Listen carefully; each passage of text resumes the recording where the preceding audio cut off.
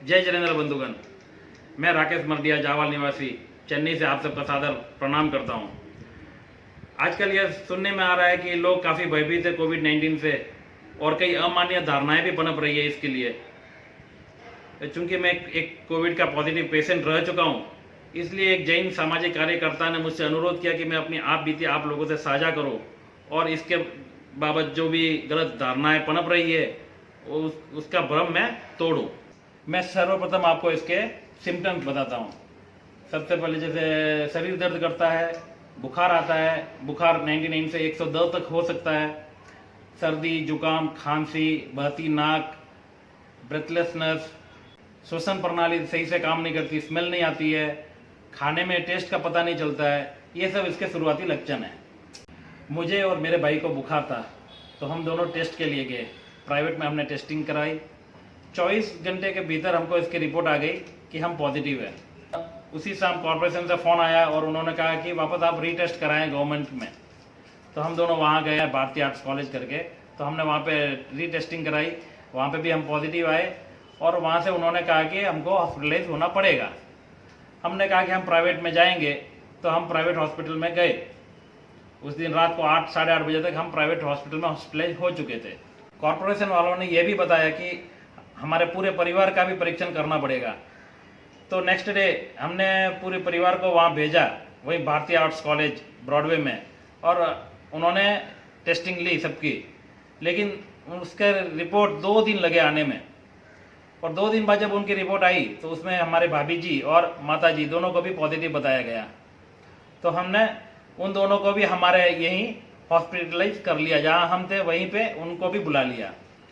इलाज के तौर पर हॉस्पिटल में बुखार के लिए डोलो 650 देते हैं। अगर 100 से ऊपर आपको बुखार है तभी वो गोली देते हैं। अगर सर्दी है, जुकाम है, खांसी है तो उसके लिए खांसी का सिरप है, या सर्दी जुकाम के लिए उसकी दवाई है, वही दी जाती है। यानी जो आपको रोग है उसी चीज़ की दवाई दी जाती है।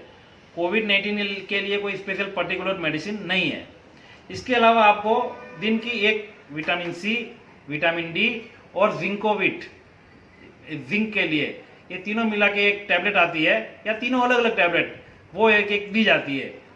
मैं 6 दिन हॉस्पिटलाइज रहा और मेरी माताजी 4 दिन, क्योंकि वो मेरे से 2 दिन बाद उनको एडमिट किया गया था। हम दोनों को कोविड के कोई लक्षण नहीं थे, वो हिसाब से डॉक्टर साहब ने हमको डिस्चार्ज कर दिया और कहा कि आप दोनों घर जाके होम क्वारंटाइन रहिए, आपको कोई खास बड़ी दिक्कत नहीं है। बल्कि हमारे भाई और भाभी जी को अभी भी हॉस्पिटल में रखा गया है, क्योंकि उनको जरा सिम्टम्स ज़्यादा थे।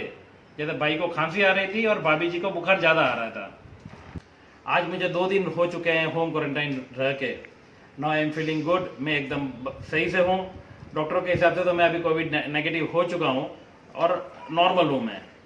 तो देखा आपने, इसमें कुछ होता नहीं है। इसका सब छोटे छोटे इलाज है जो अपने खुद को ही करने होते हैं। इसकी कोई दवाई नहीं है। जैसे भाप लेना, गर्म पानी पीना, विटामिन सी, विटामिन डी को बरकरार रखना, शरीर में जिंक की मात्रा बराबर हो इसके लिए जिंकोविट करके गोली आती है, वह बराबर से लेना। ऐसी छोटी छोटी चीज़ों का ध्यान रखना होता है, बाकी कुछ भी नहीं है। बस इसी तरह हम छोटी छोटी बातों का ध्यान रख के कोरोना से निपट सकते हैं। कोरोना कोई ऐसा तो है नहीं कि आजकल में चला जाएगा, कम से कम साल भर तो अपने साथ रहने ही वाला है। तो हमें इस कोरोना के साथ रहकर कैसे जिंदगी गुजारनी है, उसके लिए अपनी इम्यूनिटी बढ़ाने की जरूरत है। तो भाइयों और बहनों, सिर्फ इम्यूनिटी बढ़ाने पर ध्यान दीजिए, कोरोना से अपना कोई नुकसान नहीं होगा। इसी के साथ ये वीडियो मैं समाप्त करता हूँ। जय हिंद।